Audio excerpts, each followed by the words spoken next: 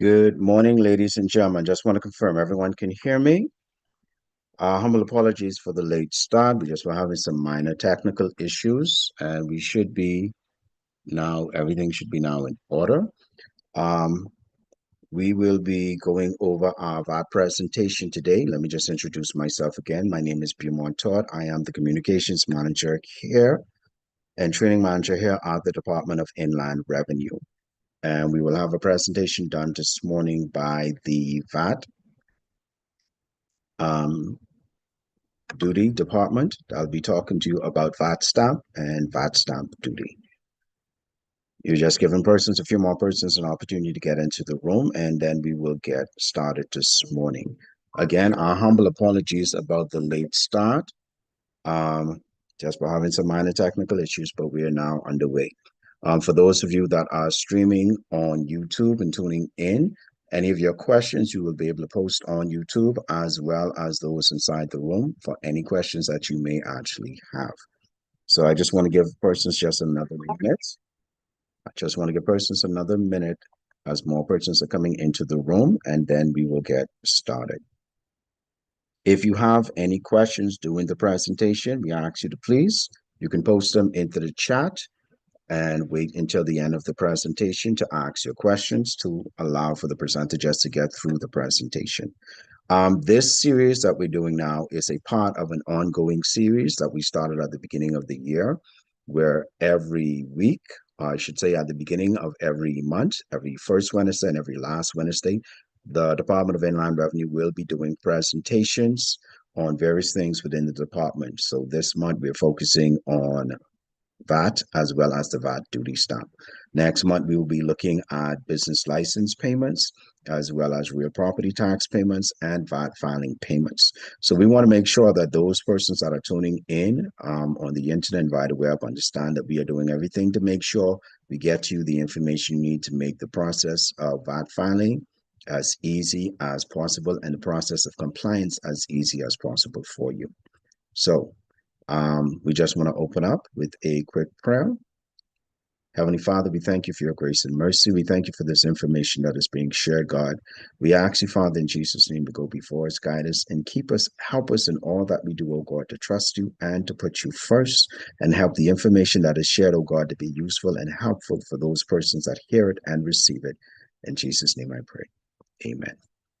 So our presenter, Miss Latoya Aubrey, who is the manager for the VAT stamp department.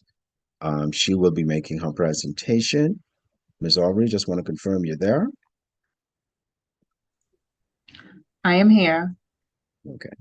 So whenever you are ready, we can begin.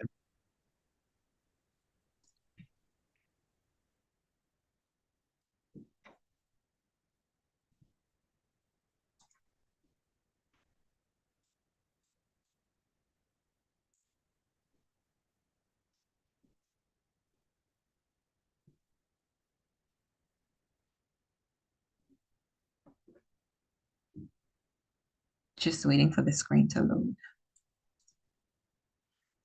Okay. Good morning again, everyone. My name is Latoya Aubrey, and I am the supervisor for the VAT stamp section. And it's a pleasure to have all of you logged in this morning to gain some knowledge about what VAT stamp is.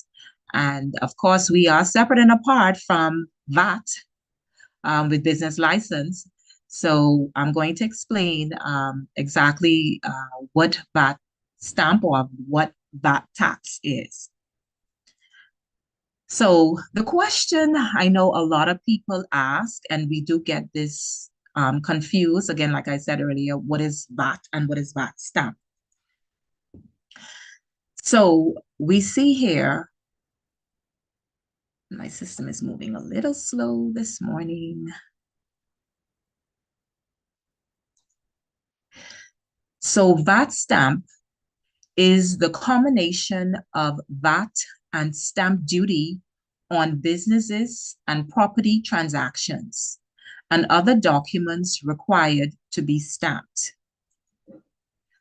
So the amount payable is calculated based on the market value of the property or transaction value or a flat amount outlined in the law. So the VAT stamp unit is responsible for collecting VAT and stamp duty payable on real estate and businesses transactions and other documents that must be stamped. So the stamp is affixed by the Department of Inland Revenue to the document upon submission after payment of the VAT or stamp duty on the transaction. Another big question, who pays VAT stamp?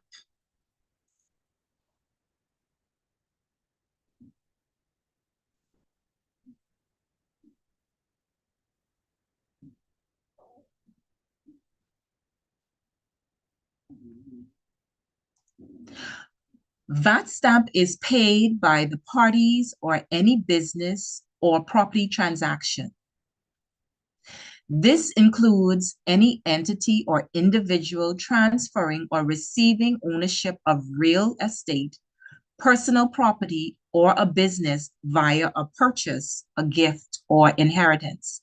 And let me just break that down in some layman terms, because I know I'm going through, but it's basically if you have brought a purchase a piece of property or we purchase land from an individual, or you've purchased it from a real estate, or you purchase it from a bank, um, in order for you to have full ownership of that property, you have to pay the VAT stamp on that particular transaction.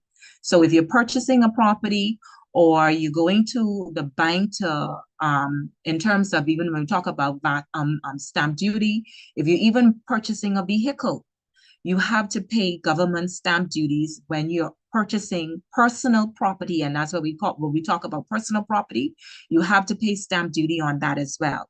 Or if you're purchasing shares within in a business, you would have to pay stamp duty on that as well. Okay, so I just want to break that down in terms of what it really means when you're transferring of ownership of real estate or personality of property or a business. So this also includes parties to mortgage, lease transactions for the incorporation or increase in capital of companies and certain banking transactions. So again, like I mentioned earlier, the banking transactions, they would be those persons who would be getting mortgages or persons who would be purchasing a vehicle, or even if you would have already gotten a mortgage and you're satisfying your mortgage, which means that you would already paid off your mortgage, you would have to pay VAT or stamp duty on those documents or instruments.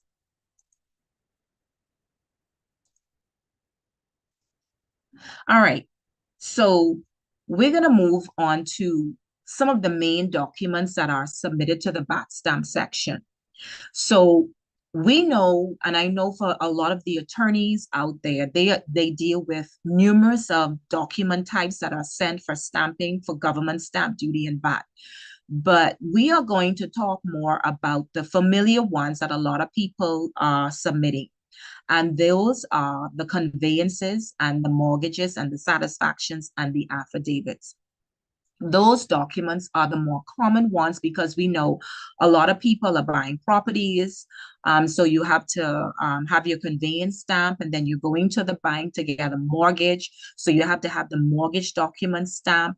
And then those persons who would have already had a mortgage and you are satisfying your mortgage, you would then present your document here for stamping. And I had someone ask me, well, Ms. Aubrey, so I have to pay for me to get a mortgage? Yes.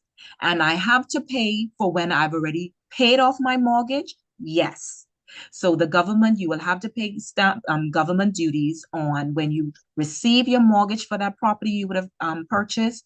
And once you would have already satisfied the bank and you would have already paid off that monies to the bank, you would also have to pay government stamp taxes on that as well.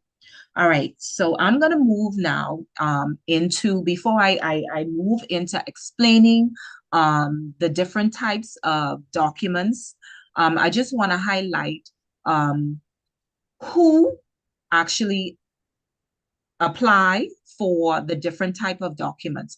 And here you can see I have on my screen where a conveyance to a Bahamian person or a holding company. And so I just want to read off to you the definition of what that means.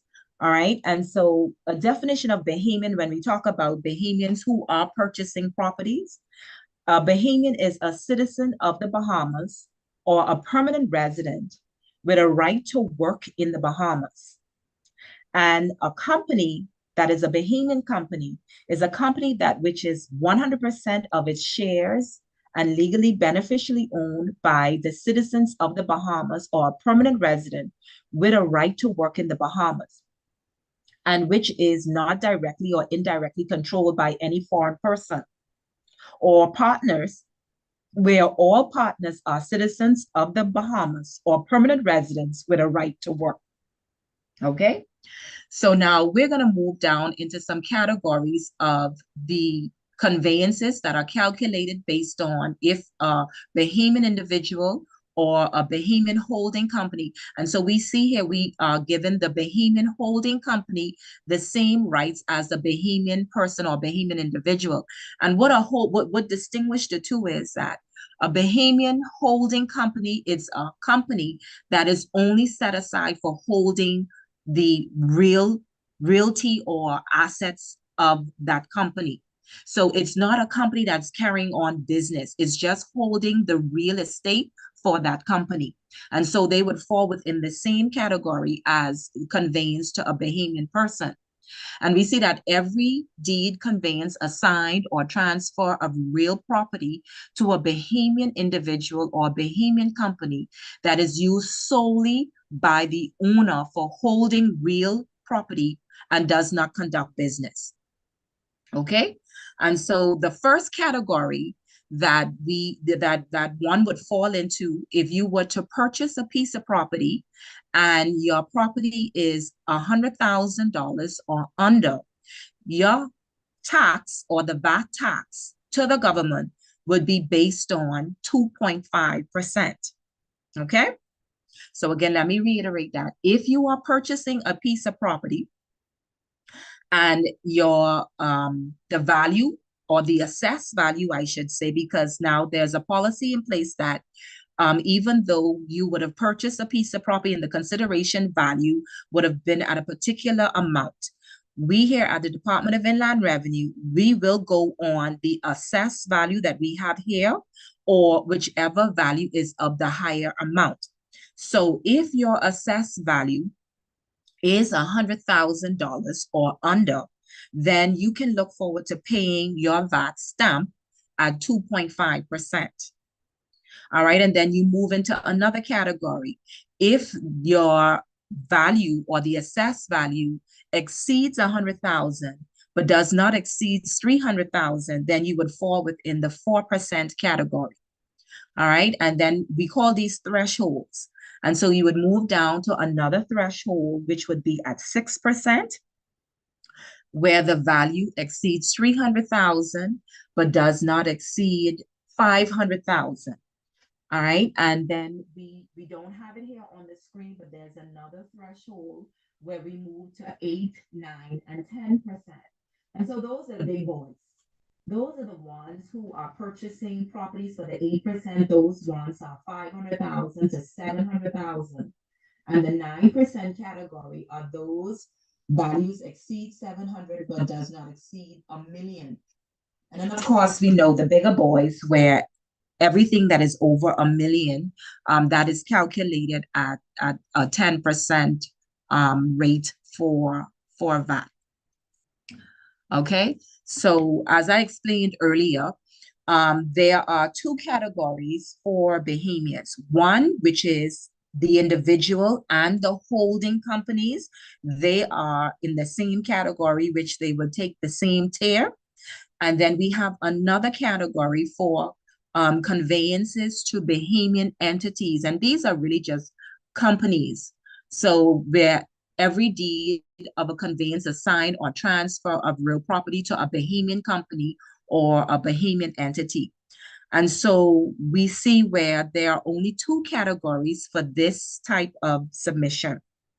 And so if the transaction or the assessed value is under 100,000, they are calculated at the 2.5%. And if they are over, then it's a straight across the board 10%. So these type of individuals, they do not get the tier. So only the conveyance to Bahamian individuals or Bahamian holding company, they are the ones that would get the tier. But if you are a Bahamian entity or Bahamian company, you only allow your applicable rates would be either the 2.5 or the 10% rate. All right, so we're going to move on to another category of persons under conveyances. So another category that we have documents coming in for is conveyances to foreign individuals. And I just want to read what a foreign individual or what the definition of the foreign individuals are. And we all know that they are not a citizen of the Bahamas, all right? And they do not hold permanent residency with a right to work in the Bahamas.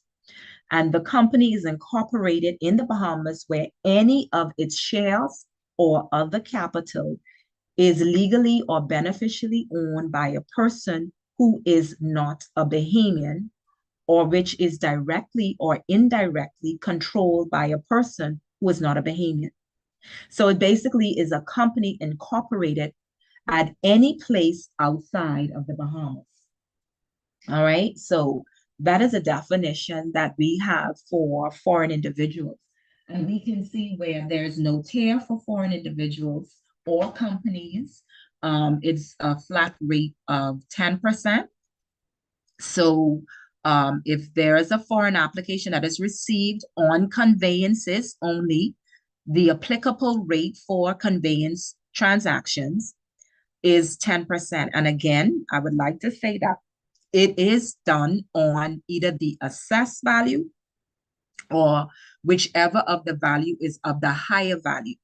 So if the consideration value is higher than our assessed value, then we know DIR need to do some adjustments, and we need to check those rates, and we need to adjust our records. All right. So another transaction that I want to mention on this presentation, but it's not here on my slides, and please do forgive me, is the multiple transferee.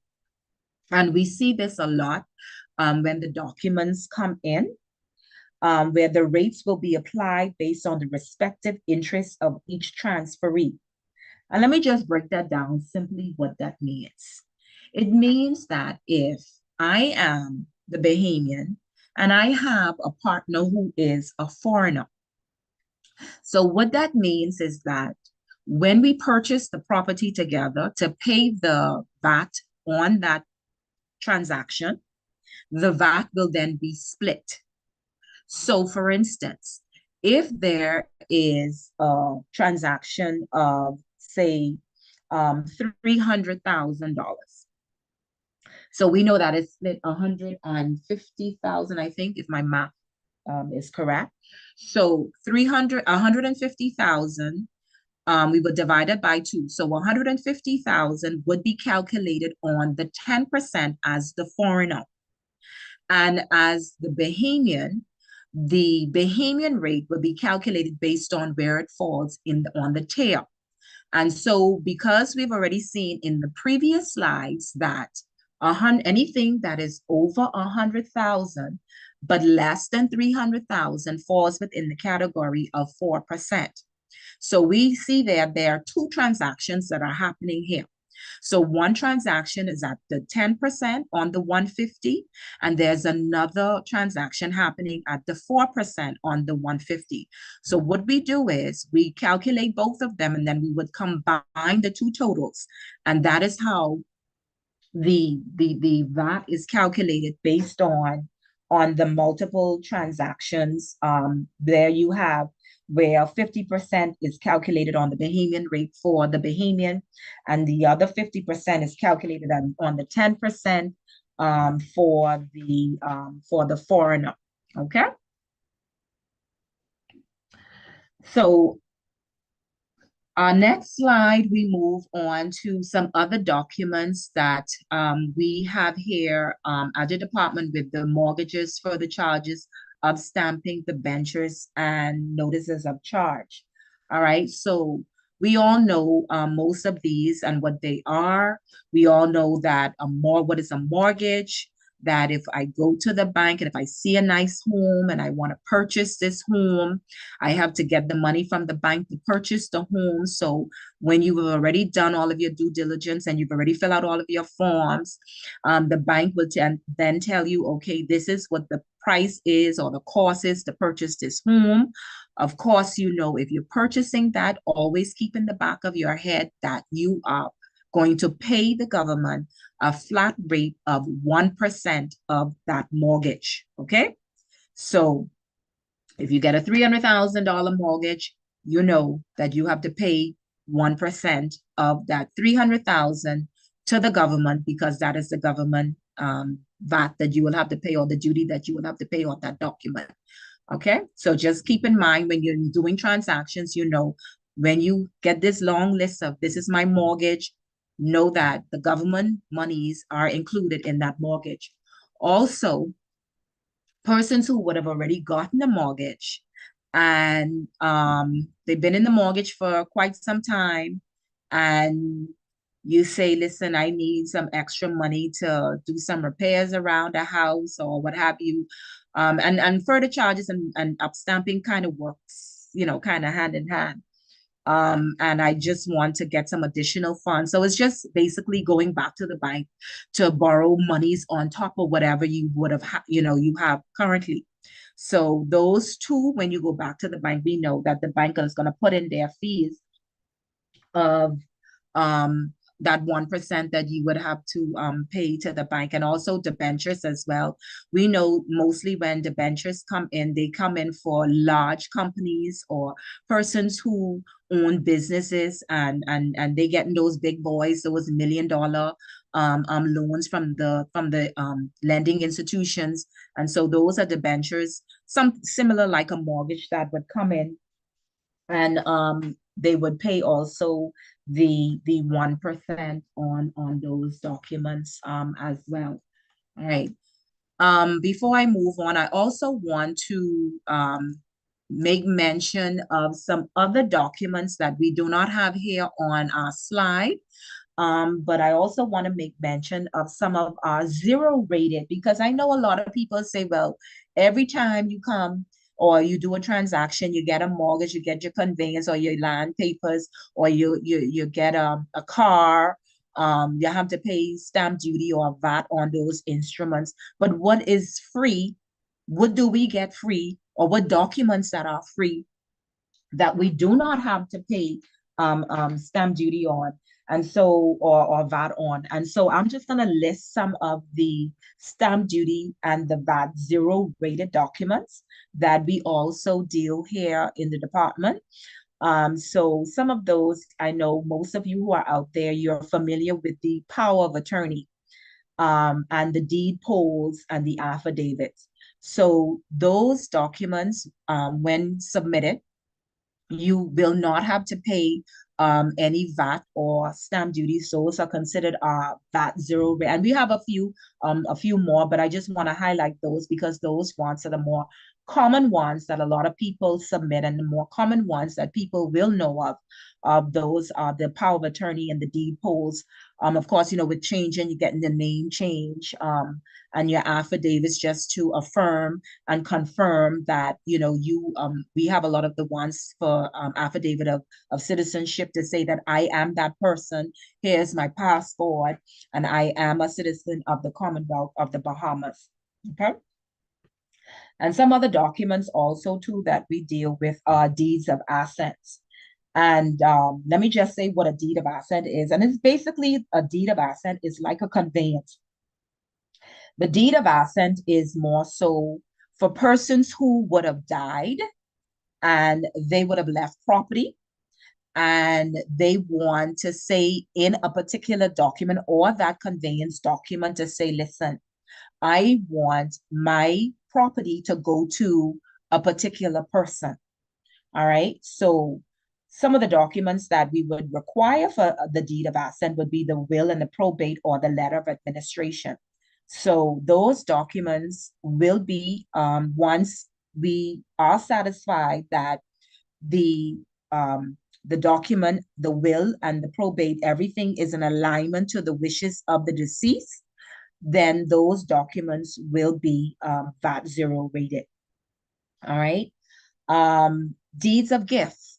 That is another document type that we get, and that is also VAT zero rated. And our section VAT stamp work in hand with another section in the department, which is the first home exemption section. And so with the deed of gifts, we rely on their approval before we can go ahead and stamp that document exempted. And let me just explain what a deed of gift is.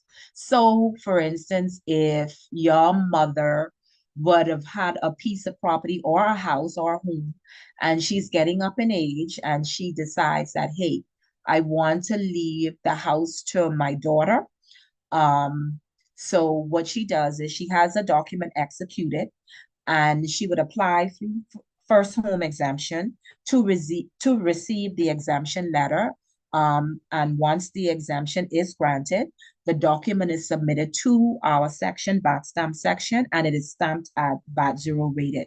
So there are certain persons who can take advantage of this deed of gift transfer. And those are persons who parents who are given to their children. You have grandparents giving to the grandkids, and then you have spouses who can give to each other. So husband and wives can give to each other as well, and the document can be stamped or can be stamped at VAT zero rated through the deed of gift exemption letter. Also, we have other documents that are VAT zero rated, and those ones that come through the Supreme Court or the family or matrimonial court. So those ones where you see if you have two individuals who decide to get a divorce, and the judge has ordered that either of the parties, whichever one, is entitled to the matrimonial home. Of course, if they would have already gotten a mortgage on that and they own the property collectively, then the judge can make a decision to say who he deemed that who should receive the property. So once we would have received a court order from the Supreme Court stating that either parties are to receive the home, then those documents are stamped VAT zero rated by the VAT stamp section. All right. And also we do also have some other documents as affidavit of loss. These are some common ones as well, where maybe your grandfather may have had a document from 1970 or 1950 some, and he had this document. This document was already stamped 1960 some, and the document was already stamped and reported in the the registrar general department. But for some reason, he can't find the document because now granddaddy now wants to transfer this property to Susie May. So he can't find the document, but he knows that he would have already paid the stamp duty on the document. And so Oh, shit. he wants to go ahead now and transfer the property. So what happens is an affidavit of loss is executed.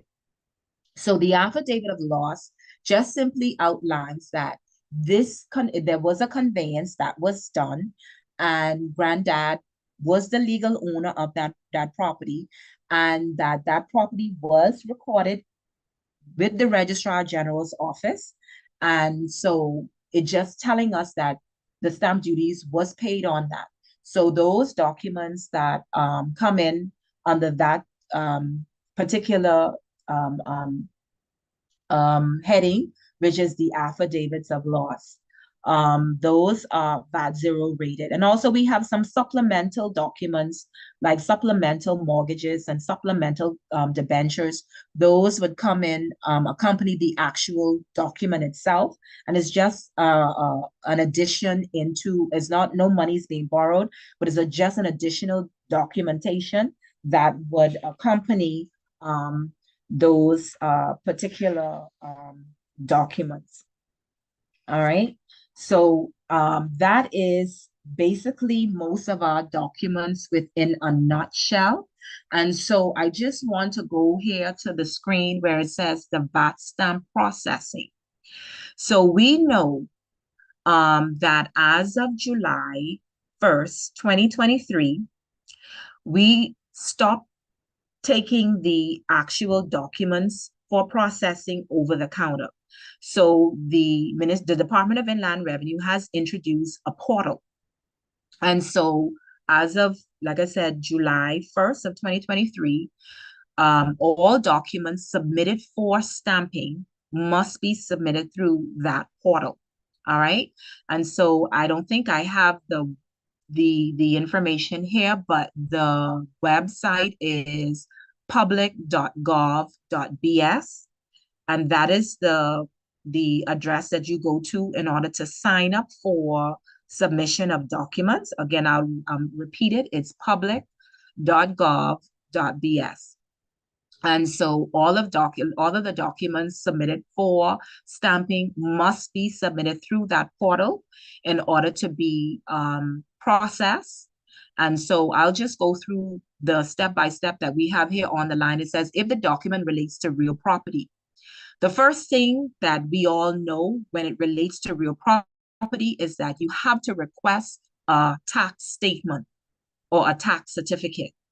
And I want to reiterate this here to say that if you are going to send in a document as it relates to property to be considered for stamping, the document will not be processed if it does not have an assessment number or if it is not accompanied by a tax statement.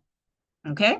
Again, all documents that relates to real property must have a tax statement or what we call a tax certificate attached to that document. And of course, all outstanding real property taxes on that particular property must be paid. The tax assessment number has to be assigned to the property, and a real property tax declaration must be submitted to DIR. And so we've had this issue where some persons put the chicken before the egg, or the egg, however they say it, where they want to submit the application and then submit the documents for declaration afterward. No. Now, I know what is going through a lot of persons' mind when I say this is that, well, real property tax is asking for a stamped copy of the conveyance before we could actually have the document stamped. And here's what the solution is to that question. If you find yourself that you purchased a piece of property and you do not have a real property tax assessment number, what we require you to do is get the assessment number of the vendor.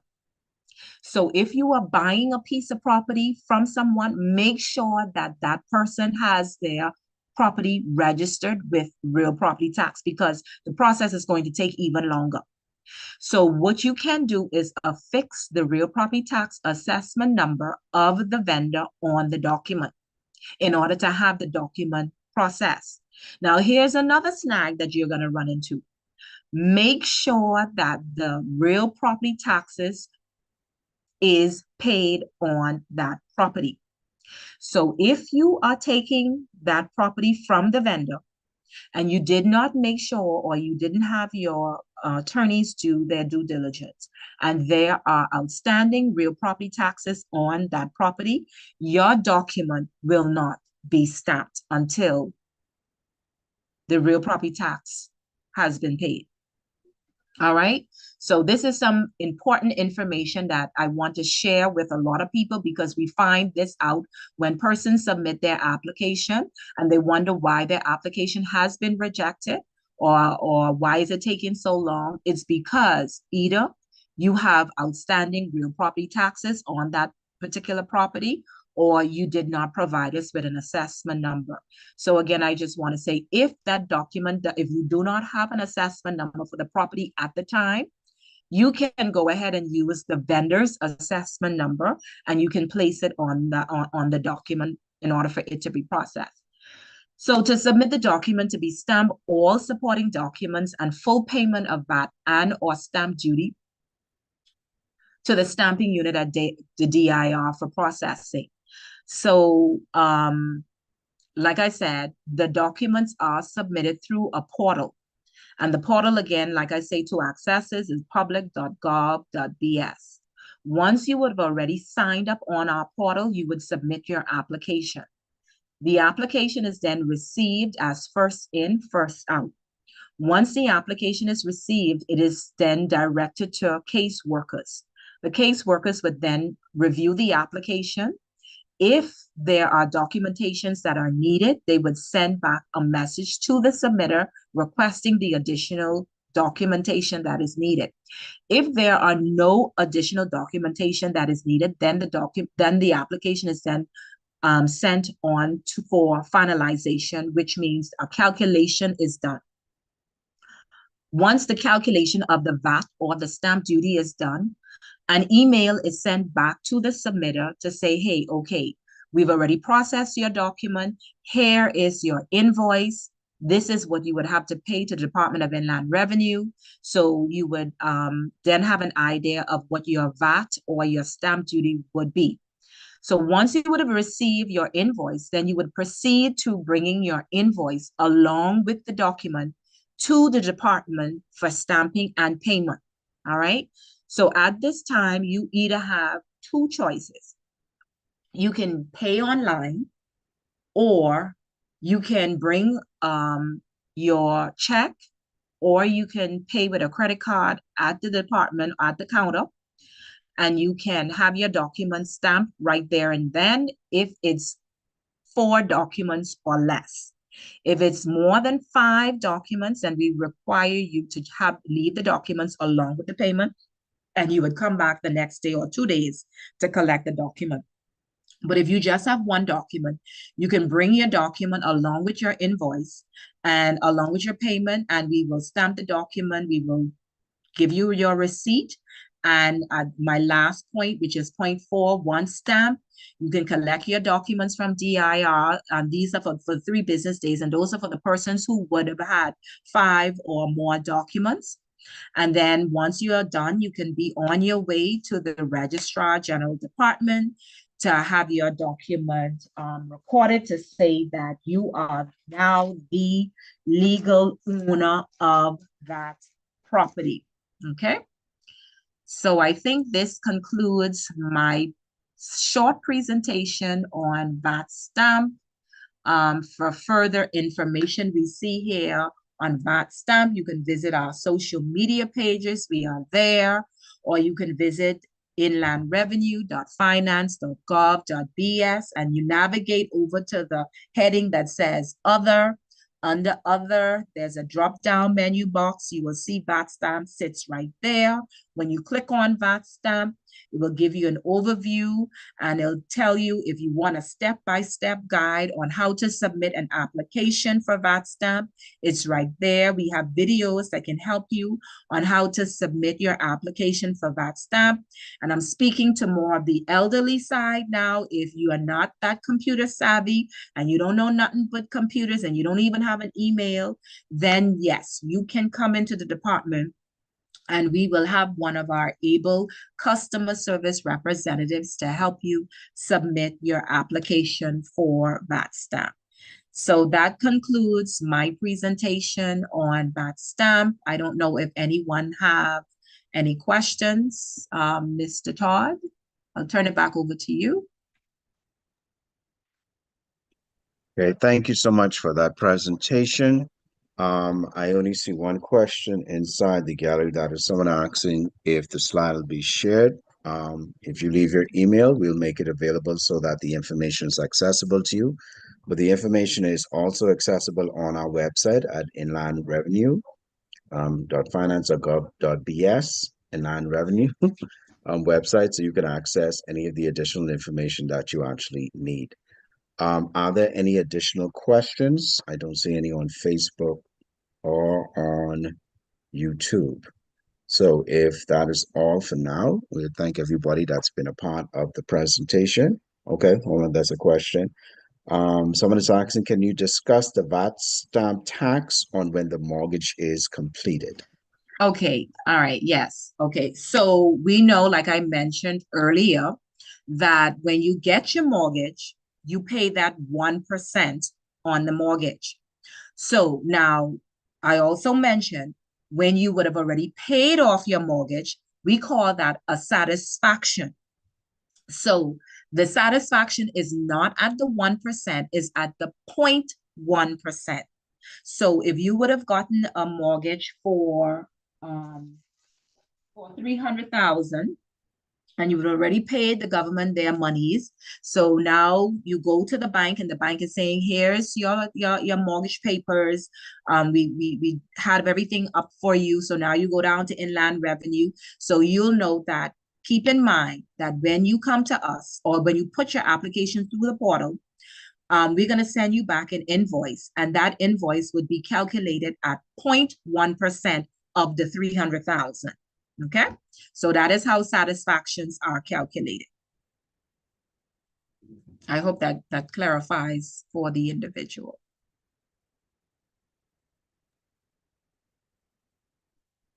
Okay.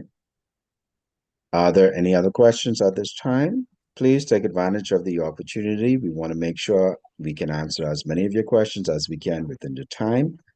We are trying to make sure that these sessions for the various aspects of the department has been made available to the public to answer any of the questions that we know that does come up, whether it's real property tax, business license, VAT stamp. So we encourage you, if you do have any other questions, that you So, can definitely. Okay, the next question is the satisfaction of the mortgage rates also tiered? no. So the satisfaction is just one straight flat 0.1%. The mortgages are 1%. So the only documents or instruments that are tiered are the conveyance documents. Okay.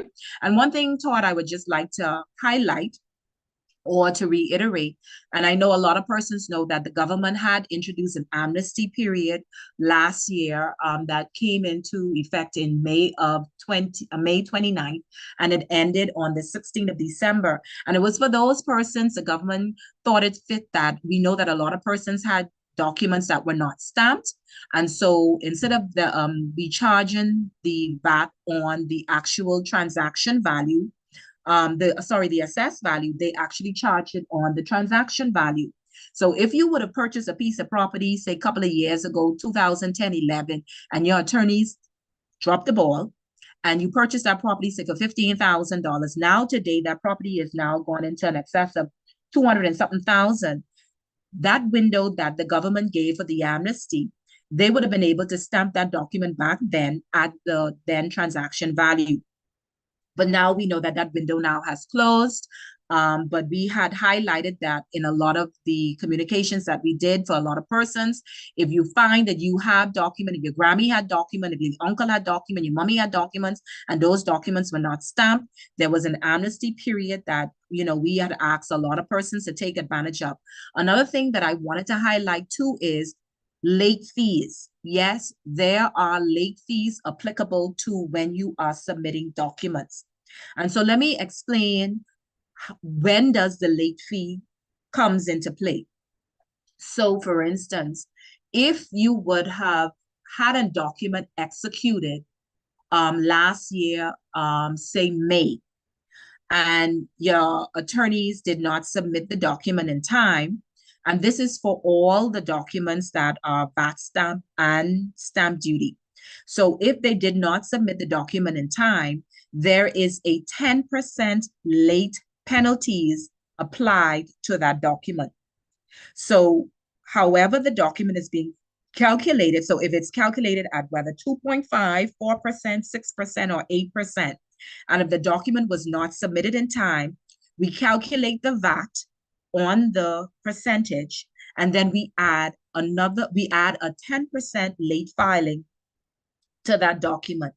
So, what I want to encourage persons to do is if you would have purchased a piece of property, and you find that from the execution date to now, if that is 6 months out, then you will be paying late penalties. So make sure that when you have a document that is being executed, make sure that you are not passing the 6 month mark from the execution date of that document, or else you will be paying late penalties on the document. And it's the same thing with mortgages as well.